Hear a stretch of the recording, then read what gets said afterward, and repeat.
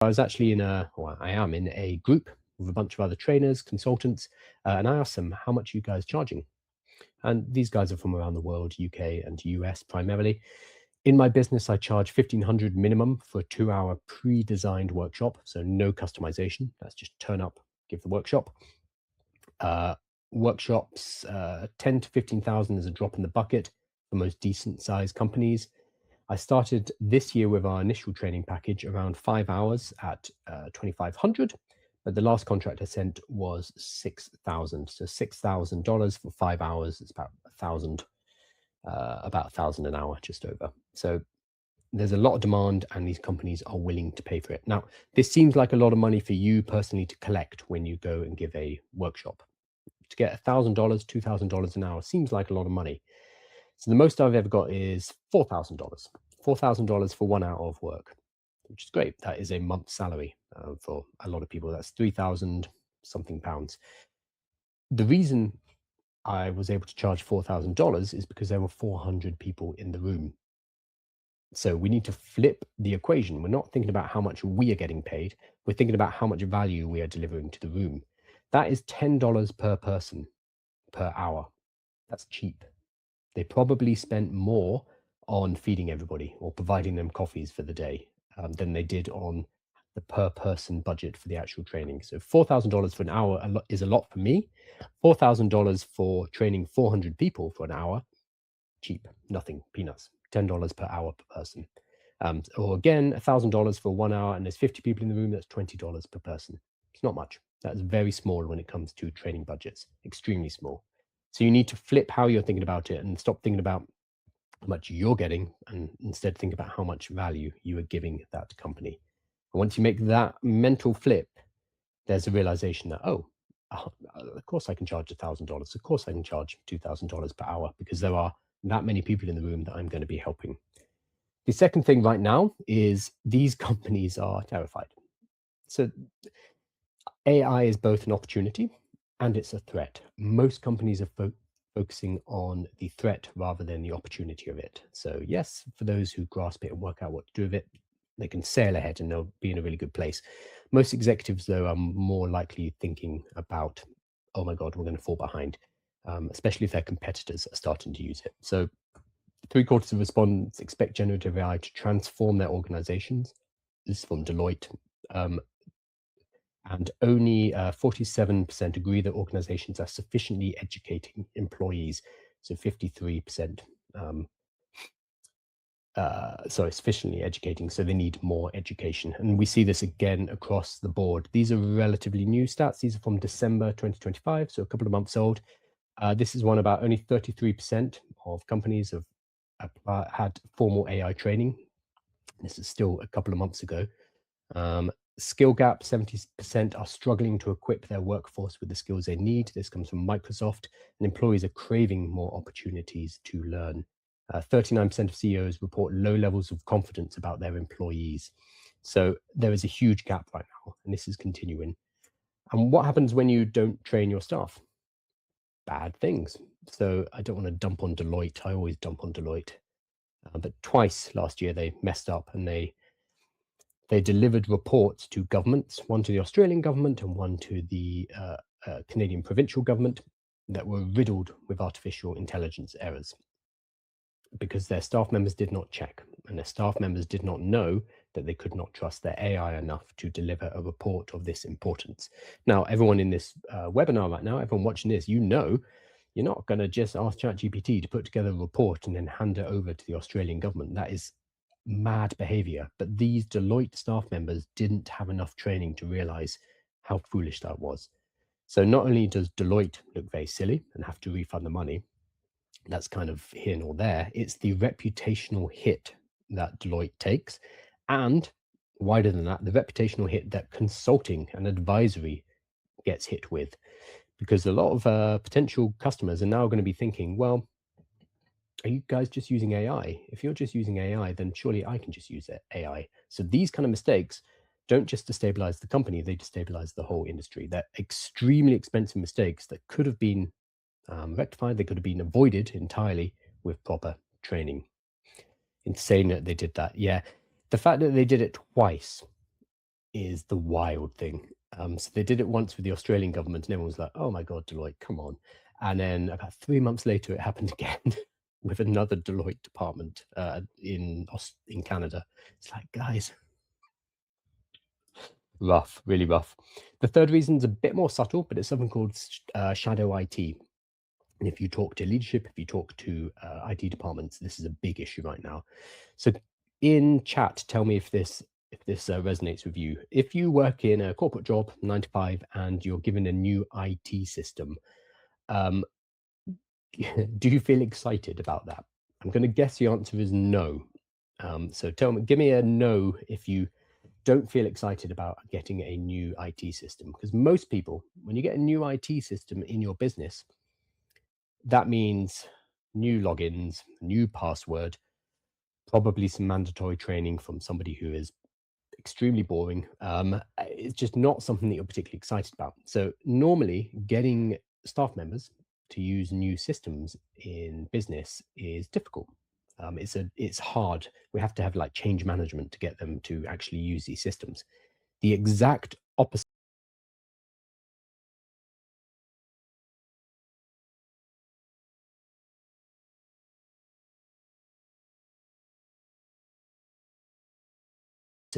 is true with artificial intelligence. I'm getting a couple of no's from Mel and Hassan. Yeah, you guys know about this. The exact opposite is true with artificial intelligence. What happens instead with AIs like ChatGPT is staff members are bringing their own AI to work. So instead of it being a slog to get them to adopt a system, they are willfully adopting a system without any sanctions, without being told you need to use this system. And what happens then is they are putting business information, potentially confidential information, into ChatGPT.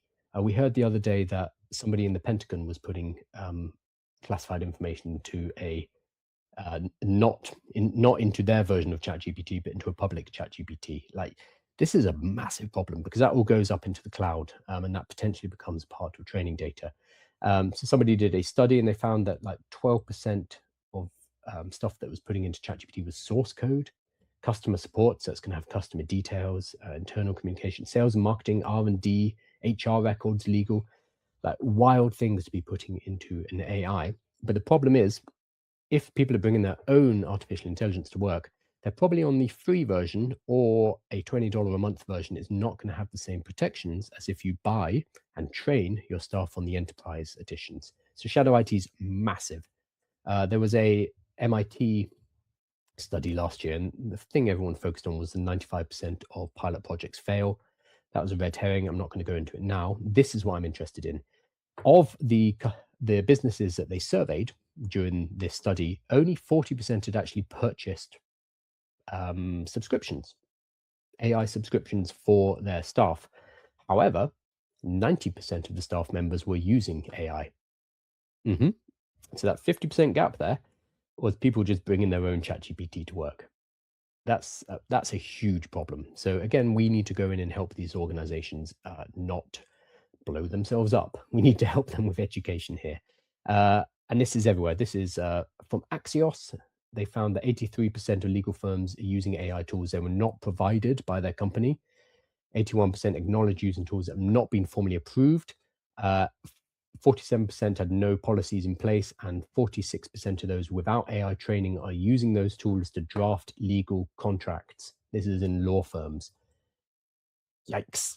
And even in companies where the CEO or the leadership has said, don't use AI, we don't know what we're doing. Well, they'd never say that part. They would just say, don't use AI, it's too dangerous. In those, oh, sorry, I need to make this bigger. I need to make myself smaller and this bigger. I'm so sorry. In companies where the CEOs have said, don't use artificial intelligence, it turned out that they're actually using it themselves. So in companies that had banned tools like ChatGPT, 45% admitted to secretly using AI tools themselves. So the leadership might ban within an organization, but quietly use it themselves. So shadow IT reaches all different levels. So we are going to go in and help them basically get their shop in order. That is our job. Training staff members so AI can be used. So you might be thinking, well, that's all well and good for you, Kyle. You've got these eyebrows, but you've also got a social media audience. You are able to, Like, surely companies are coming to you and asking you to come and train them. That's not how I got into this. So I got into this in exactly the same way that I recommend you do. You start by knocking on doors. In our world, that means sending emails, that means reaching out to people on LinkedIn. Initially, you might want to do your first workshop for free. But if you're going to do that, then you need to ask for a referral. So you say to them, hey, I'm going to give you a free workshop. It's normally worth $2,000. I would love for you to be able to give me a referral to somebody who would also be interested in this. So you do it for free, but that's an exchange. It's not because it's free, it's because it's for a referral. You also do them for low cost, and you get testimonials, for example. Make sure you get a photo of you up on stage. And then you're going to slowly increase your prices. And reinvesting in your business. This is 100% how I get started. This is how my students have got started. In fact, I've formalized this into a 30-day launch plan, which is literally, these are 30 actions you're going to do over 30 days. Each one takes 4 or 5 minutes. We don't need to think about it. Here's the prompt, here's the script, here's the action you're going to do. And you just do the action. So boom, boom, boom, boom, boom, boom, until you get your first workshop. So it's things like mining your personal network, first degree, second degree. I think later down there's like meetup groups, local, what are they called, co-working spaces, chambers of commerce, etc. There's like 30 different angles that we can attack it from. We send out a few messages to each, and you will get your first workshop. So someone like Michael, he said, I just secured my first workshop with an organization that I have worked with for a few years. Best place to start. Just reach out to your network. It will be free, but they've already sent me a possible lead for paid workshops. Perfect. That's what we do. We get the referral, and they know, and I know they'll give me good testimonials. I have 2 more in the pipeline. So that's how you start. You start very basically just reaching out and talking to people and trying to find a company and organization that wants you to come in and train. It's pretty easy because everybody right now is wondering what the hell they're meant to do with AI. Once you've done that, so you do outbound initially, just to get the ball rolling, and to get your first workshop and start to increase your prices, get testimonials, get reviews. Then you can layer in inbound marketing. You can do things like social media. Just don't start with social media because it takes 6 months, 9 months, a year for it to get running. And I want you to have your next workshop literally next week. As I showed you, Joshua, he got his first within 3 days. That's just by asking. So we don't do inbound marketing. We do outbound marketing to start with, and then we start to layer inbound marketing in. This is something I talk about in a lot of detail in the AI workshop kit, though, as you grow your business. So this really helps me because I can't see you. I can't see your faces. So give me a yes in chat if this makes sense to you, that you agree that every business on earth right now is wondering, ooh, this AI stuff, we should do something about this. We need to work out what we are doing. So just give me a yes in chat if you agree with that. And we've started to look at how you personally will be able to profit from it. We're going to now look at the technological ability that you need, the skill that you need, the public speaking, etc. But just give me a yes in chat if you agree there is demand. And every business on planet Earth right now is wondering, what do we do? Gosh, everyone's wondering this right now. This is the question, and it's hotting up, especially in 2026, because the agentic AI is here. There was a pivot point in December 2025. Smart people like Andrej Karpathy, Ethan Mollick, if you follow them, a lot of people said December 2025, something shifted, something moved, and we are at the next phase. So I think the companies are going to be realizing this very, very quickly. Oh, I'm getting loads of yeses. Chris, Tupac, Sean, John, Alain, Simon, Hassan, Cleo, Avram, Elizabeth, Sophia, Anetta, Ben. Yeah, Chris said Opus 4.6 really changed it. Yeah, Opus 4.6 and 4.5 and 4.6. Yeah, something has shifted. So we're going to see a lot of businesses. Well, already I was actually talking to Google just before this call, and I'm giving a talk at Google next week. It's so funny. It's a guy from Google who relies on me for his AI updates. And I'm like, you're from Google. What are you talking about? It's like, yeah, I need you to pass through what's going on. So I'm going to be teaching at Google next week. and helping with this specifically, like, something moved, and we as businesses are starting to realize, like, oh, we need to get on top of this. So 2026 is already heating up. So I've got lots of yeses. Thank you so much. I'll update you on how that goes once I've done it. I'm doing it on Tuesday. I'm going into the YouTube studio, so it should be really cool, and filming in there. So lesson 2. You might be thinking, fine, cool. Yes, there's a lot of demand out there, but I don't have a PhD in machine learning. I haven't got a computer science degree. I'm not technical. So I can't go and teach this. So I want to start here with a story to show that being technical is not what is important here. In fact, it's a bit of a hindrance. So I work with a charity here in London who work with refugees, refugee mums in particular, so helping mums get prams, buggies, etc. What are they called? Diapers, nappies, that's what we call them in this country, and helping them bring up their children in the UK. So this is a charity. It's run by mainly people who've worked in public sector, mainly women who are in kind of their 60s and 70s, are the trustees and board of this charity. They had got a grant from KPMG.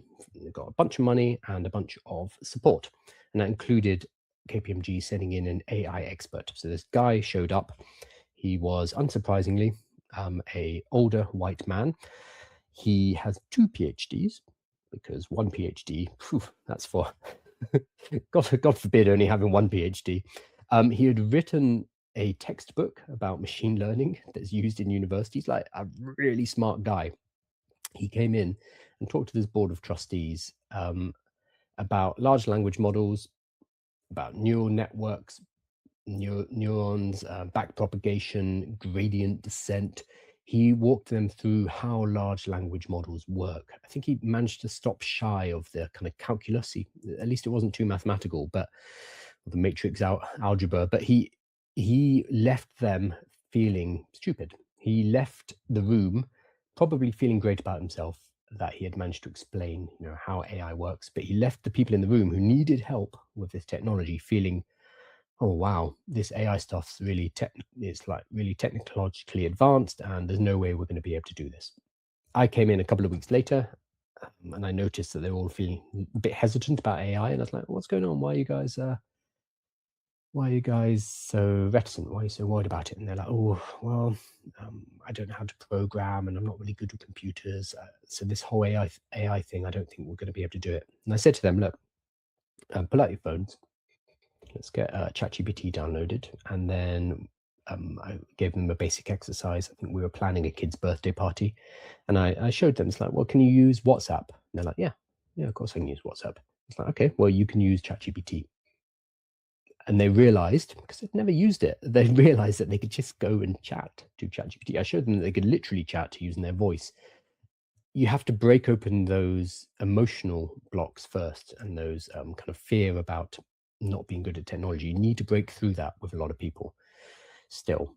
So having a PhD, having a computer science degree actually stops you from being able to speak the language that the people in the room, the people you need to educate, need you to speak in. It puts up a barrier. It makes it more difficult for you to explain why AI is important and why they need to listen. You need to be a communicator. You don't need to be a technological expert. You need to be a communicator of why they need to pay attention. So this is probably the most important slide this whole evening. So take a photo, screenshot, just save this in some way. What you're going to do is you are going to become the bridge between whatever your industry is, your domain, your specific expertise.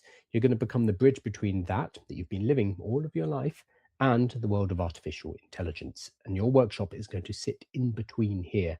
And you're going to help people from your domain, your industry, your niche, from your group, whatever it is.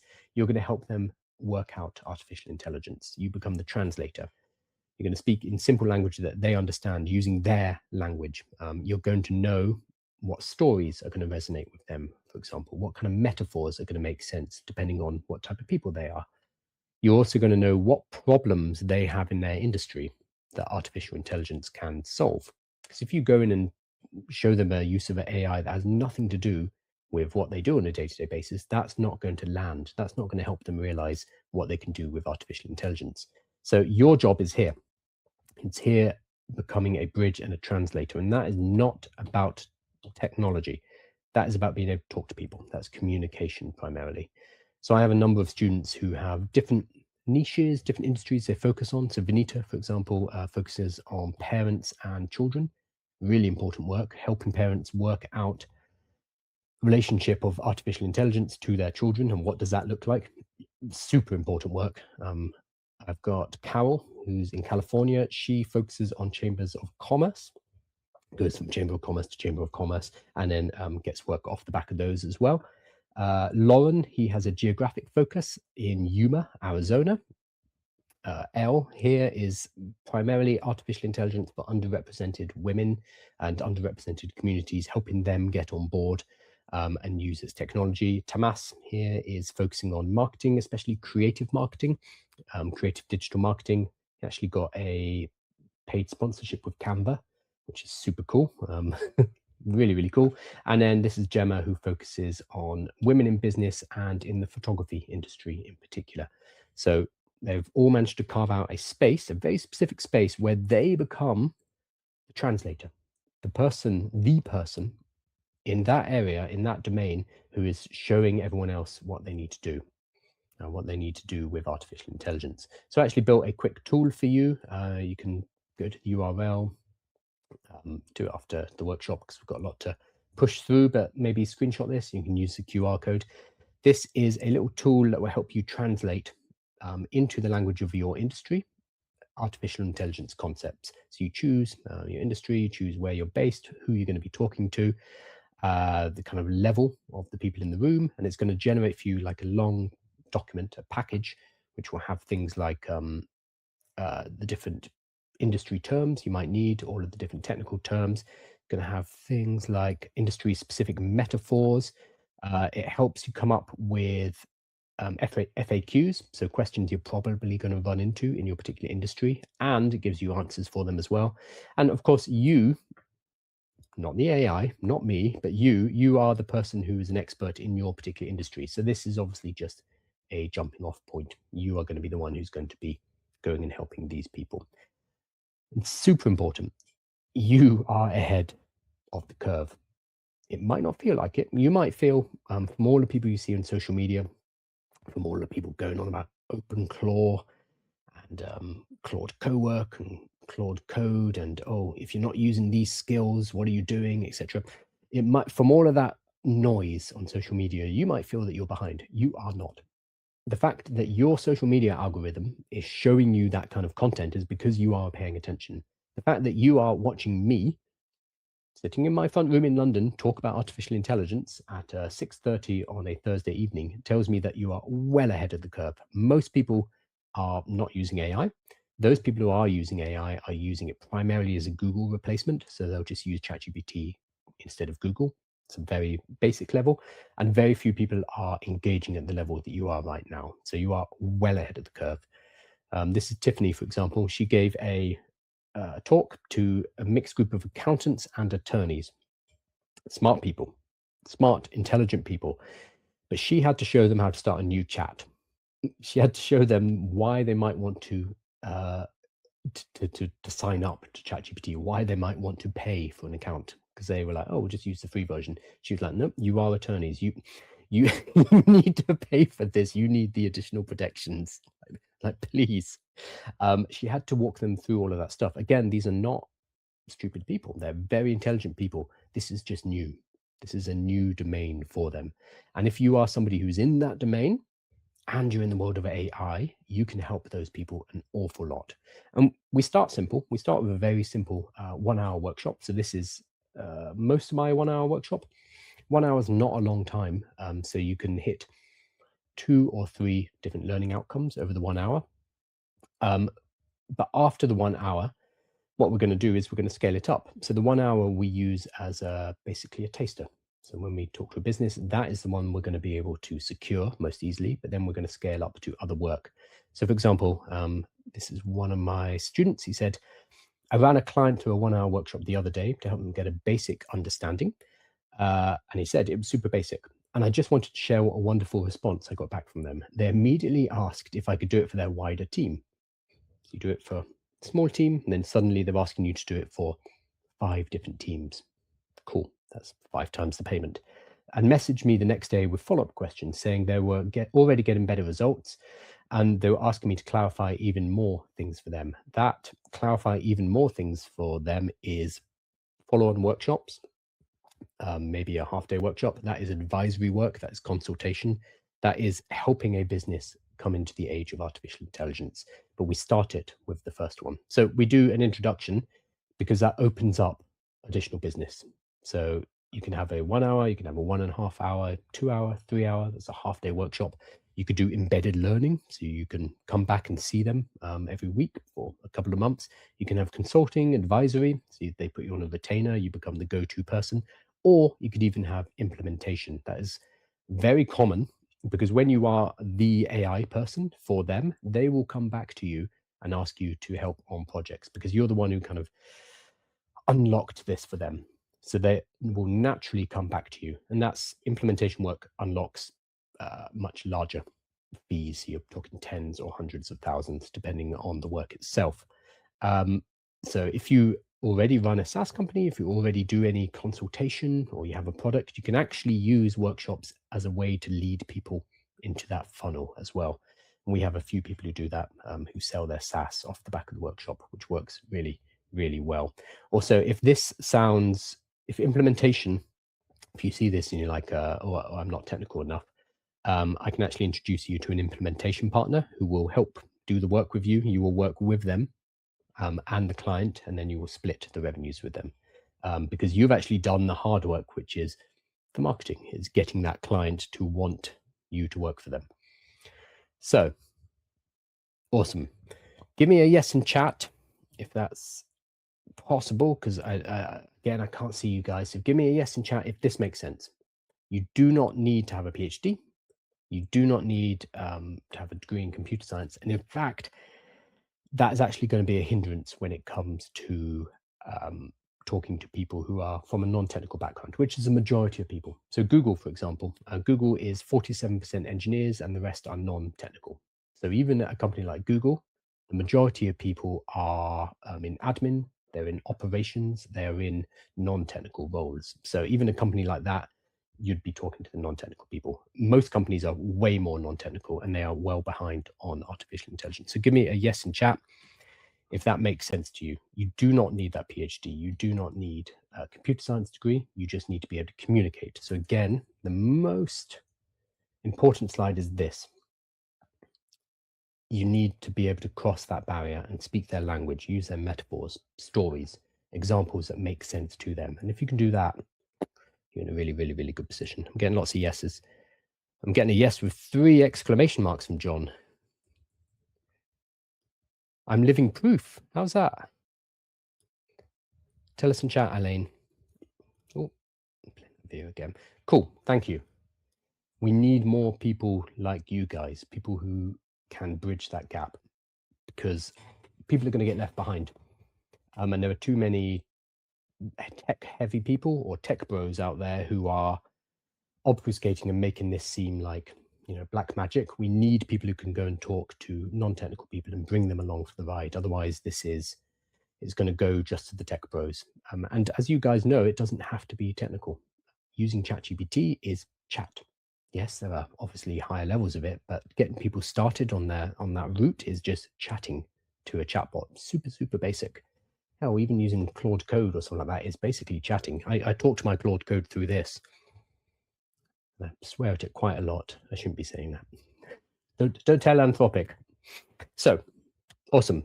We agree that there's an awful lot of demand out there. Pretty much every business on earth is wondering, what do we do with this AI thing? We've also looked at the level of artificial intelligence knowledge you need and agreed that having a PhD, having a computer science degree, being super technical is not necessarily an asset. If anything, it can be a hindrance because it stops us from being able to communicate with the people who really, really need this. Instead, we need to bridge, we need to translate. Cool. So you agree with me, but you might be thinking, cool, that's fine. but there's no way I'm getting up on stage. I'm not going to give a workshop. I hate public speaking. I don't like talking on stages. I'm not getting on camera. There will be some people in this audience. Give me a yes in chat, actually, if public speaking fills you with trepidation, if you feel like, ooh, I don't want to do that. Because there will be a lot. Apparently, it's the most common fear. People do not like public speaking. It is something, though, which can be learned, and it is well worth learning. So I used to be highly, actually, no, that's untrue. I am still highly introverted. After this, I will need to go and lie down. I can absolutely get on stage. I can absolutely get on camera. This is my job now, but it is not something that comes naturally to me. It is something that I have learned to do, and you can too. So how did I get here? This is talking in front of hundreds of people. From here, which was 2 years ago. This was doing a live stream with precisely no one. Well, that's Harminder there, so I guess one person. This was giving one of my first workshops to, I think, 4 people, and I knew them already. So there's no real reason for it to be a workshop. I could have just sat with coffee. So yeah, how was I able to get to this point where I was confident talking in front of hundreds of people, companies worth billions, charging them thousands of dollars for the privilege? Basically, by practicing. It is a skill. So I am still introverted, but I practiced the skill and I became able to do this, and it unlocks a large amount of income generation potential. This was a few months ago. I did a conference here in London. And you can see this is my text exchange with permission from Hannah, basically with me asking, oh, how many people will be there? And she said 72. And I said, oh, 72, small. That's good. I don't need to get all worried. Despite appearances, I still get stage fright. To be fair, 72 just a couple of years ago would have had me vomiting in the toilets before going up on stage. Weird how just doing stuff makes you better at it. You have to get the repetitions. You have to do the thing to get better at the thing. There is no other way to do it. The thing is, though, if I just say, go and practice public speaking, that's really unhelpful. It might be true, but it's really unhelpful because it's not like you can just book in to talk in front of 100 people next week. That kind of opportunity doesn't come up that often. For most people, it's like weddings, maybe a stand-up at work. But very rarely will you have to talk in front of a large group of people. So just saying, oh, go and get some practice is quite difficult. So what I recommend, this is my kind of regimen that I recommend, start with short form video. This is getting out your camera, your phone, talking to it, recording yourself, delivering information about artificial intelligence. And I have a list of kind of questions that you can work through, like what is a large language model, or what is the best tool for people in this industry, for example. And you're just going to answer them as if somebody was asking you that over coffee, which you can do. You're just going to answer that on camera. Now, if you publish that onto Instagram, onto TikTok, onto YouTube, that's bonus points. That makes it more real, but you can just do it on your phone if you want. It doesn't really matter. It's mostly about getting the repetitions, getting those reps in every single day, and having the ability to do micro practice in the way that we can't just get up on stage every single day. We can 100% just get our camera out and talk to it about a topic. And that will later become fluency when you are up on stage. If you have explained a particular concept 50 times in short videos, you're going to be able to do it on stage, no problem. The next kind of level up is live streams. So I do one of these every day. I do not recommend that. That is psychotic behavior. But the live streams as a whole are a fantastic way to get live practice. You can, again, pick up your telephone and go live in front of the internet with the press of a couple of buttons. I could do it right now on my telephone. I could just go live. That is an amazing tool, because what that allows you to do is to practice speaking fluently. So when you're given a workshop, it's a bit different to giving a short, because if you have a bad take with a video that you're recording, it's fine. You just re-record it. If you are up on stage, that's a bit trickier. Or what I'm doing right now, talking to you on a webinar, it's a bit trickier. I can't just flub a line, flub something I'm saying and be like that, swear and then walk off and then come back in a few minutes time. That's not going to play. So live streams are really good at simulating that, because you are live. People will be there. They will be asking you questions. You're thinking on your feet, and it starts to simulate the experience of having an audience. So highly recommend. And again, that is something you can build in as micro practice, because that is available. Anyone can go live with the press of a few buttons.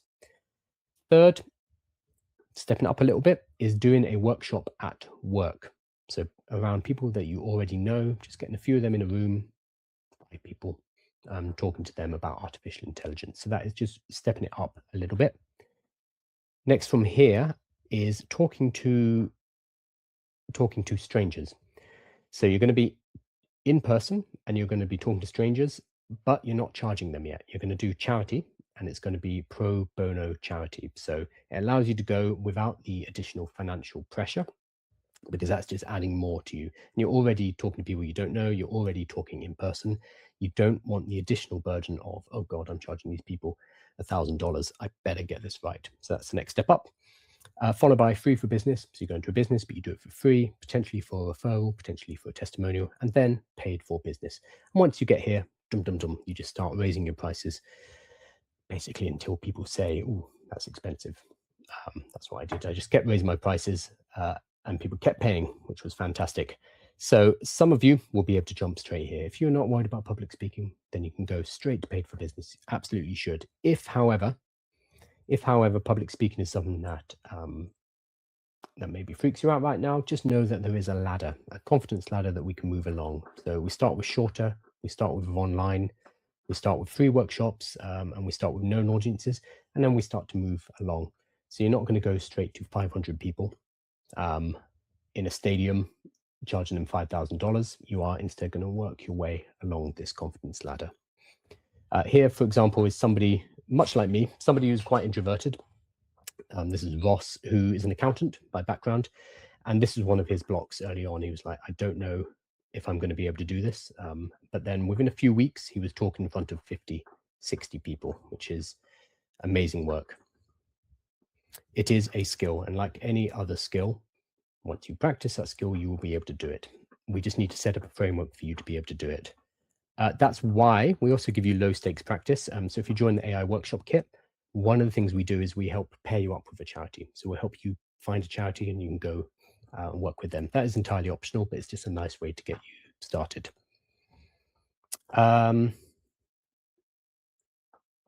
So this is Claudia. She said, I finally booked my first workshop. It is a free session for a non-profit to help me get over the first obstacle. Exciting. Again, this is just a way to get started and to move forward from there.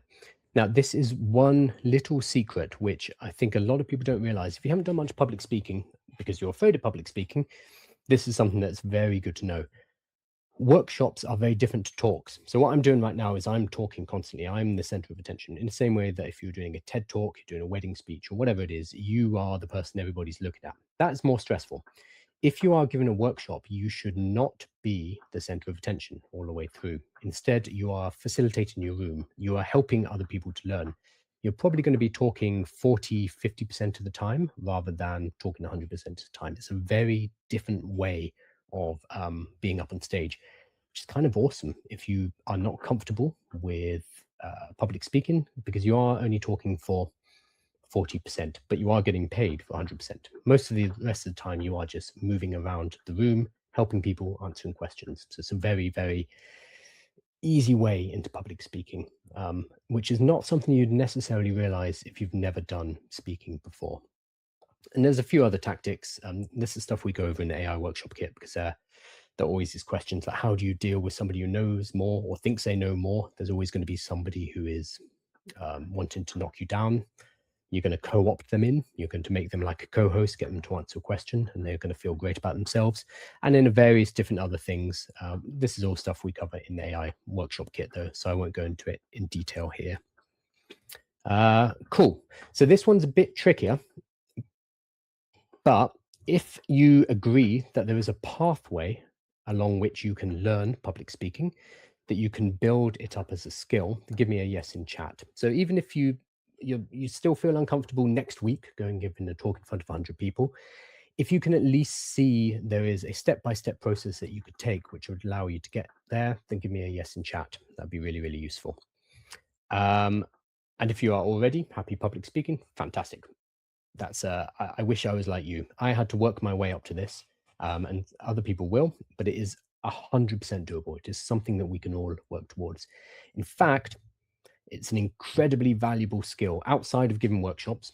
Being able to speak in public, being able to speak on camera, being able to communicate your ideas, I think is going to become more and more valuable in the world of artificial intelligence, because as we are less able to trust what we see with our eyes on social media, YouTube, etc., because it's going to be AI generated, I think there's going to be a swing towards in-person events and live events where there is a real person, you know it's a real person. I think more trust is going to be flowing in that direction. So if this is a skill you can nail now, you're going to be in a really, really good position, really good position.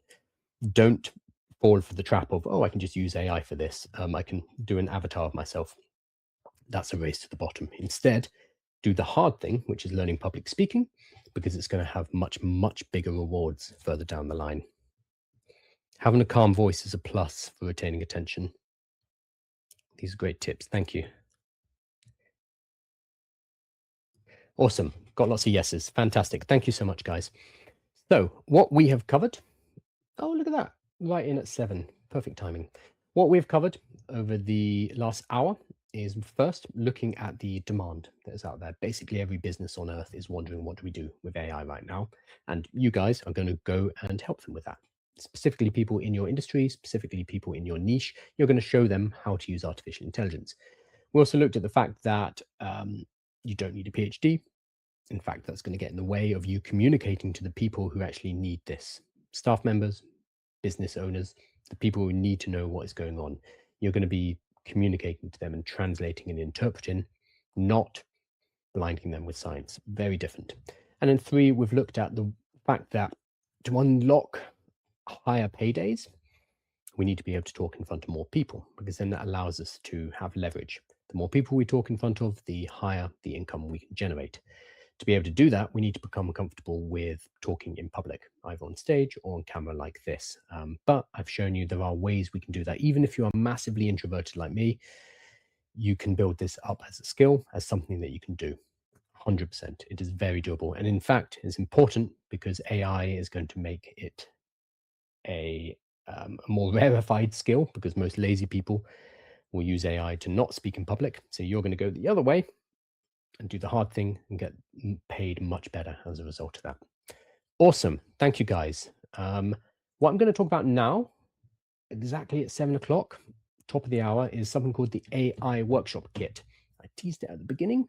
I just want to give you some details. This does start on Monday, this Monday coming up. So let's run through what this is. And if you want to join us on Monday, that would be fantastic. It's actually my birthday as well. Not today, but next week. So that'd be a lovely birthday present. Let's have a look what the AI Workshop Kit is.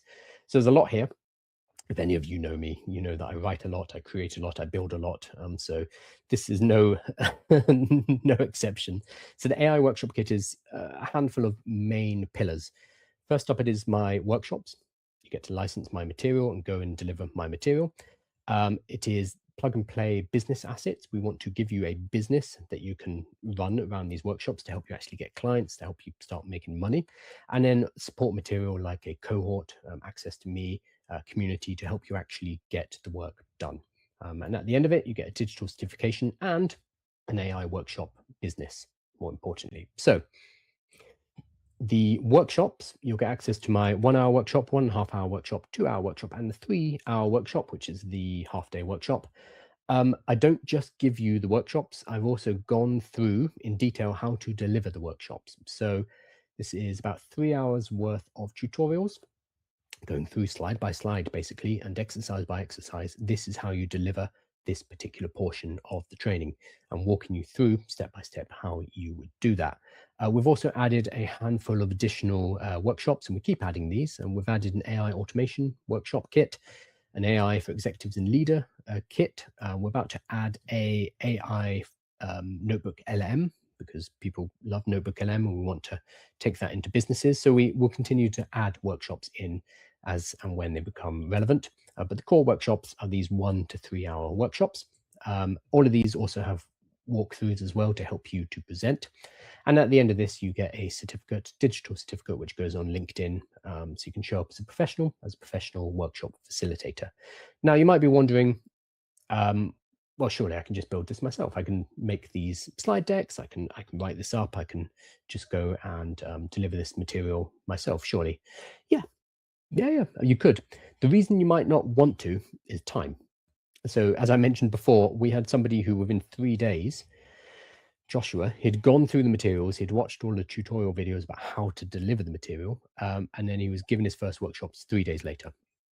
Doing that yourself is going to take a lot longer. This has taken me hundreds of hours of work, not just putting together the workshops, but delivering the workshops and then redoing the workshops. So using feedback from being in the room internationally around the world, giving this workshops to different people, and also from all my students, all of that feedback goes into refining the workshops and making them better. So what you're skipping through is trial and error, and not having to do all of this stuff yourself, which is a lot of work, believe me, because I did it. So this is Miriam, for example. She is a workshop facilitator, a professional workshop facilitator, and she said there's different stages when you're putting together a workshop. There's market research, what we're actually going to sell to people. I've done that for you already. The research stage, putting it together, ordering it to decide which topics you're going to leave in, and importantly, which topics to leave out. 1 hour is not a long time. It is not a long time. You can deliver 3 learning outcomes, maybe. Most people tend to overstuff their workshops and try to deliver more value.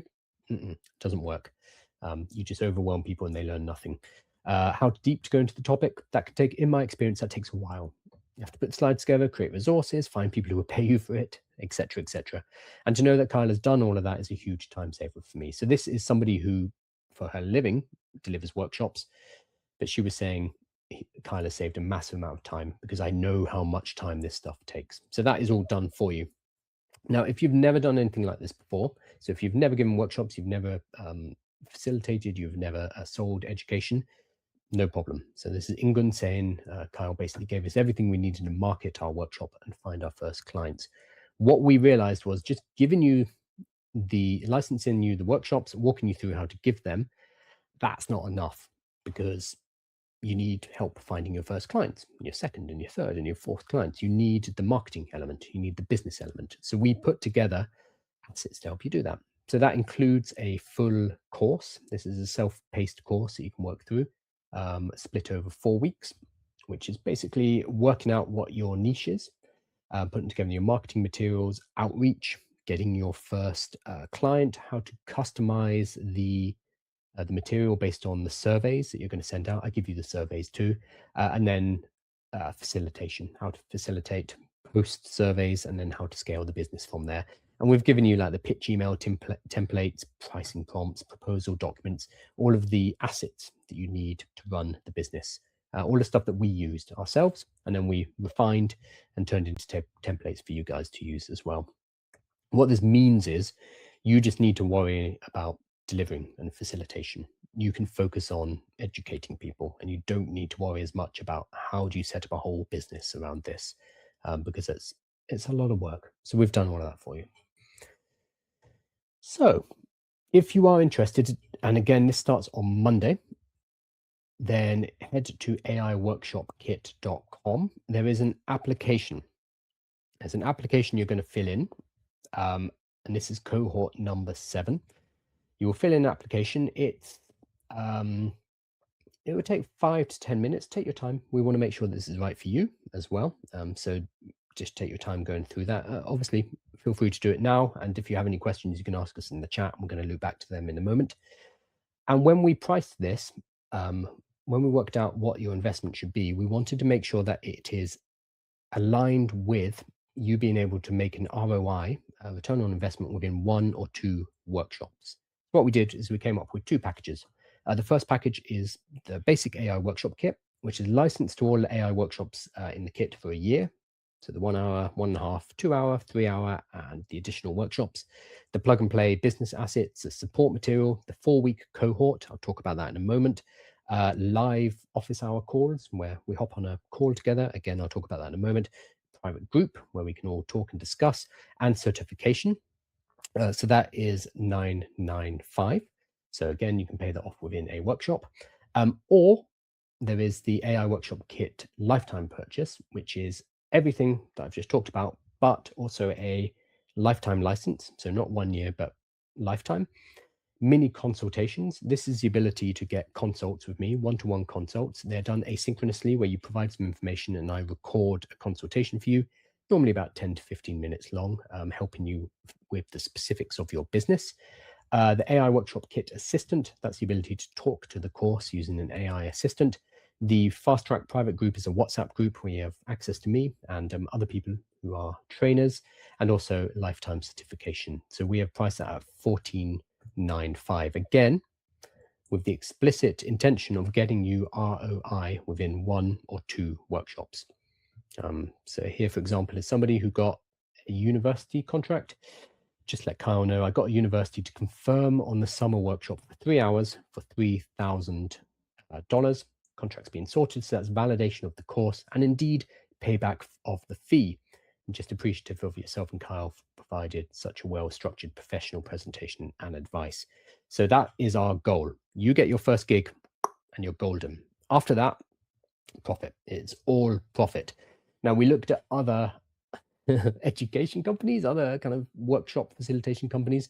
What they do is every time you go and give a workshop, you have to tell them, and they get very strict if you do not. You have to tell them that you're giving a workshop. They will ask you who you're giving it to, how many people are going to be at the workshop, and how much are you charging. They will then charge you a royalty. So you need to pay them. So let's say you charge $3,000. They might take $750 for that. We didn't like that. We probably would have made more money, but we didn't like that. That felt gross to us. We want you guys to do really well from this. So no royalties, no cap on the audience size. If you go and teach 1,000 people, fantastic. You've taught 1,000 people, great. And you're going to get paid very well for doing that. No restrictions on where you can operate. You can teach anyone, anywhere, live in person and online. We just want you out there helping more people. That is what's really important here. And how fast? So I mentioned Joshua. Joshua was our record. He got a gig within 3 days. It was a free gig at a local networking group. The networking group was mainly mortgage brokers and real estate professionals in his area. I think he's Pacific Northwest in Washington State. And off the back of that, he got a 2 hours at $1,000 an hour. So he says, I think I just covered the cost of my license with this first gig. Thanks, Kyle. That is our intention. If you can do that, amazing, because everything else is for you. So Joshua was our record until Jerry came along, and Jerry did something very smart. His record is actually like -5 days, I think. He sold his first workshop before he even started the AI workshop kit, which is very smart, extremely smart. He said, I sold my workshop today to be delivered in February to 26 people. Does that break the record? So he basically wrote to his network. He said, I cast out my net this morning to my network, and one came back immediately with a yes. Didn't even ask the price. So he sold his first workshop immediately before we'd even started the cohort. So that is the current record, which is, I think that's going to be hard to beat personally. And once the ball is rolling, I mean, you can really, really scale this. This is Abby, for example, who's London based. She did a workshop to 60 CMOs, chief marketing officers. You go and do one workshop to 60 people who are running marketing departments. You're going to get additional leads to go and work with all of those different companies. So you can really scale this out once you get momentum, once you start doing your first workshops. You will not be on your own either. So I don't know about you guys, but whenever I buy a course, I will start it, I'll be full of enthusiasm, and then I will kind of peter out and never finish it. And I have a kind of a graveyard of shame of courses I never ever do. Because of that, we want people to actually act on this, to actually get this done. It's really important. So we have this in a cohort-based setup. So this is what starts on Monday. So it's a 4-week cohort where we're going to be running through over the 4 weeks the different material, the different topics. Of week 1 is about targeting. Who are you going to be marketing to? What is your niche? And getting used to the workshop materials. Week 2 is about marketing and starting outreach, getting that first client ASAP. Week 3 is about tailoring your workshops to the client needs. We'll talk about surveys, etc. Week 4 is about delivery and next steps. So we follow through these themes of the week. The course itself is self-paced. You can do the course whenever you want, but we have these themes and we have live streams that we'll be doing to help keep everybody moving forward and getting that momentum. So this is Ross again saying, I'd never be in contact with or the same orbit as a lot of these types of people. We have really great people in our cohorts, and this will be cohort number 7. Ross says, especially people who are comfortable at sales, marketing, social media, publicity, and promotion. And importantly, we all help each other. It's a very nice group of people. I seem to attract into my orbit very pleasant people, which is quite a blessing. This is Jenny saying, we're making lifelong contacts and relationships, and Kyle is very hands-on. It's obviously obvious that you put so much time and effort into the cohort. So that will start on Monday. As part of that, there are live office hour calls. They are at this time, so they'll be on Thursdays at 6 p.m. They go on as long as you need them to. So I will be here until the last person, basically. So they're fairly open. What we do with the live calls, it is not just me lecturing. It's not just me talking. You hear me yapping all the time. You don't need any more of that. What's better, and we found it works really well, is what we do is we invite all of the past cohorts. So cohorts 1 through 6 are invited to this call. The reason for that is we then have like a mastermind of people who are all out there giving workshops, facilitating workshops, working out how to get clients, sharing what's working, what's not working. And if you find somebody who is in a similar industry to you, but they're, I don't know, maybe they're in Australia and you're in America, you can work out if there's similarities, you can help each other. Like, it's a really good group for kind of brain sharing. So yes, I host it, but we have such smart, intelligent, kind of accomplished people in there that often I'm just like, oh, Vinita, can you take this one? And we just have a brain share, which is really, really fantastic. Also, because the way it's structured, cohorts 1 to 6 will be there during your cohort 7's live calls. You are also welcome, extremely welcome, at cohort 8, cohort 9, cohort 10, cohort 11, etc. You are welcome to all of those future cohorts as well. Again, being able to share and update us on what you're working on, and if you need to get a revitalization momentum, basically all helping each other out, you will get access to all of those as well. So what else? Last thing, the 30-day action plan. I mentioned this earlier. This is something that I've built to make sure you get your first workshop. If you go through this 30-day action plan, it is basically impossible to not get a workshop. Each day is a little task that you're going to carry out. It takes 5 minutes. And I kind of ask people, just turn off your brain, just go through the actions, do the tasks, and you will get your first workshop.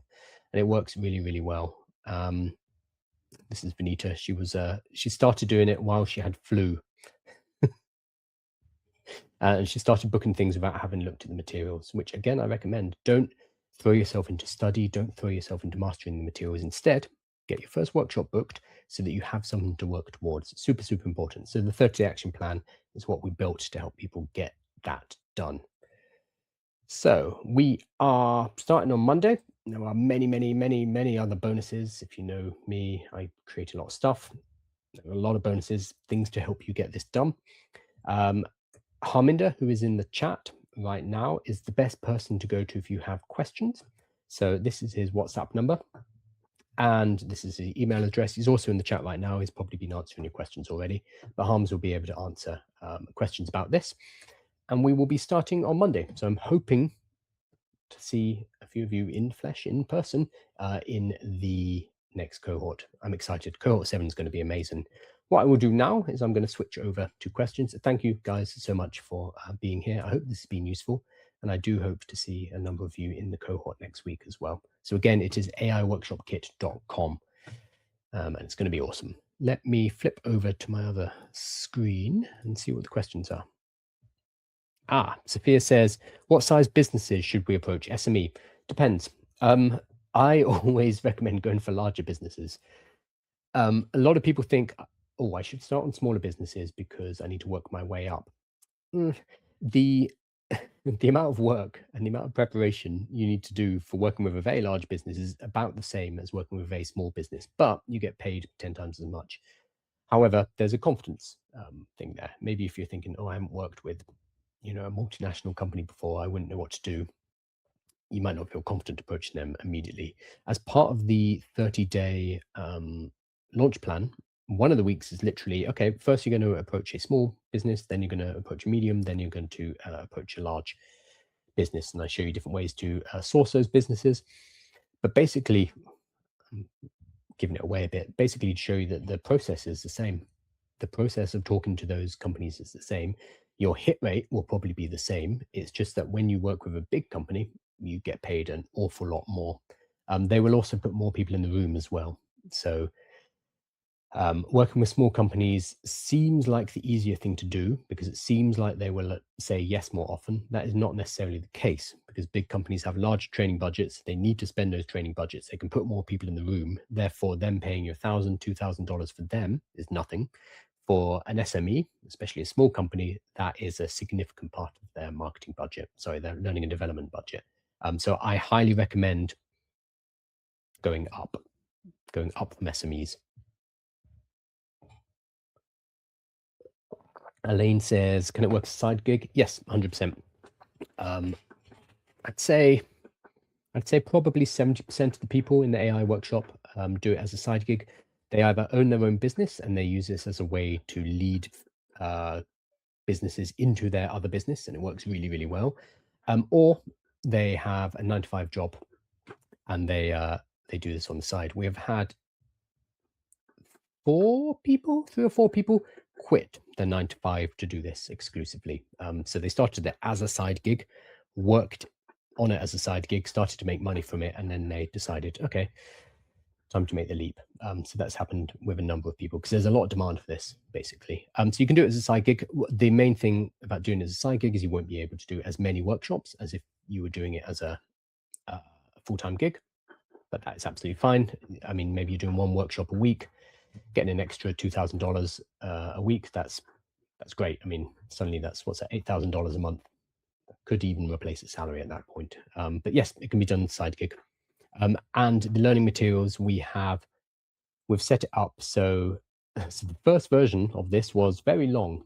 I think there was a lot of video lessons because I went into a huge amount of detail, and I realized that we needed to condense it and just get people moving. So we have condensed everything so you can complete the materials each week in a couple of hours a week, and you'll be absolutely fine. Plus, if you need to, for whatever reason, you can come back to it later. We've had people do that as well. Given that we don't need to be super technical to teach AI, how do you deal with imposter syndrome?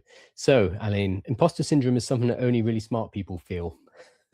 So, I feel you here. I'm extremely, I get into analysis paralysis and kind of thinking, oh, I'm not good enough for this. And sometimes it's very helpful to switch that part of your brain off and just get on with it. And this is why some people who don't seem as, maybe not as like book smart, do really well, because that part of their brain is just not as active. So imposter syndrome is happening because you are overthinking this. So in terms of imposter syndrome, first time you go and teach, you will realize how low the level is in the room.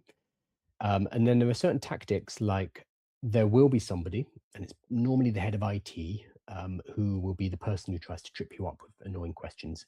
As I mentioned earlier, you deal with that person, that guy generally, by co-opting them in. So instead of like challenging them and trying to fight them and show that you know more, you just say, "Oh wow, you know so much about this," and then you give questions to them. So specifically, let's say somebody in the audience asks you a question, and it's actually quite specific to the organization that you're talking to, and there's not really a way that you would know that because you don't know their policies around AI, you don't necessarily know the ins and outs of their systems. You could say, great question. I think the best person to answer that is actually Tom, the head of IT, because he knows your systems intimately, and you throw that question over to the person. So that person goes from being a thorn in the side to being really excited, generally, to be asked. They just need that validation. So if you're worried about not being the person with the most technical knowledge in the room, you co-opt that person. You make them part of your teaching. It works really well. How do you suggest we handle pushback or not having the credentials to do this, given we are literally just learning it? Everybody's literally just learning generative AI. As I mentioned a bit earlier, I'm going into Google to teach them about AI on Tuesday. I have a history degree. Like everybody is working this out. So this is where imposter syndrome comes in as well. Everybody's working this out. Everybody has different takes. Your main thing is to be able to communicate to people. It's being a communicator of why this is important. It's not about the technicals of it. It's about helping the people who are behind you catch up. I know the majority of the planet is behind you. Again, if you guys are here, you are ahead. So they're the people you're going to be focusing on. Credentials wise, never been an issue. I mean, you can go and get some certifications from Microsoft if you want, but no, you go forward and you say, I am a workshop facilitator. You will have a credential, which you'll have a digital certification from me. So that's going to be a backed credential. But no, this is about saying, this is what I offer. These are the workshops that I provide. Are you interested? This is a business. Does the workshop also help with social media marketing strategies and technique to bring in these engagements? Yes, but I highly recommend you don't rely on that. So I focus, there's a module on inbound marketing, but I focus on outbound marketing, which is going and getting your clients. The reason is, if you focus on inbound marketing, like social media marketing, it's really easy to put off actually getting a workshop. Like someone like Jerry that I showed you, who has the record for -5 days or whatever it is for getting a workshop. He just sent out an email to people saying, "Hey, are you interested in a AI workshop, or do you know somebody who is?" And he got a bite. Do that first. That's what the 30-day launch plan is about. It's about getting that momentum by doing small outbound actions first and foremost. Because the problem with social media marketing is, yes, 100% it brings you leads on autopilot. It's fantastic. It's going to take you 6 months, 9 months, a year, 2 years to get that up and running. I've been doing Instagram for 2 years and it's just started to spike. And I'm doing 15 videos a day. If you wait for that, if you can wait for 2 years to get your first workshop, sure, go for it. But it takes too long. So we have to do outbound early on. So yes, I talk about social media marketing, but the main thing I teach about it is, don't rely on this to get you your first workshops. Go and get your first workshops yourself using outbound marketing, and then start to layer in inbound marketing at the same time. And that's going to become a lead system over time, but you cannot rely on it in the first month. It's going to take a year before it starts giving you leads. How counts as workshop kit? Is co-work already included? Co-work is not, but that's primarily because we focus on entry-level workshops. Co-work is one that I might add. I'm adding Notebook LM, but no, we are mainly focusing on how businesses can start using AI, what kind of tasks they should be using it on, and then walking them through exercises. So it's a lower level rather than agentic coding and co-work. Again, because we're teaching the less technical people, which is the majority. That's where the majority market is and where we can get more leads. If you go into more technical training, you can 100% do it. It just requires more custom workshops. So what I would generally recommend is you enter an organization, you provide the basic training, because that's what the demand is for, and then you can escalate it up to more complicated trainings as required. But if they're going to be custom made, you need to charge a lot more. You need to factor in all of your time for creating as well. So you can 100% do it, but it's just not where the market is. Because remember, the people who are using Claude Cowork, the people who are using Claude Code, for the most part, they're self-educating. They're going on YouTube. They're playing around with these things. These are already technical people. So they're not the people we want to target. We want to target the people who are not proactively educating themselves, but instead need their company to bring someone in. That's where the money is. Otherwise, we just start a YouTube channel. Cool. I think that is all of them. So you tell me if there's any more. Fantastic. Thank you so much, everybody. That was an hour and a half. So thank you so much for your time. It's very precious. So I'm very grateful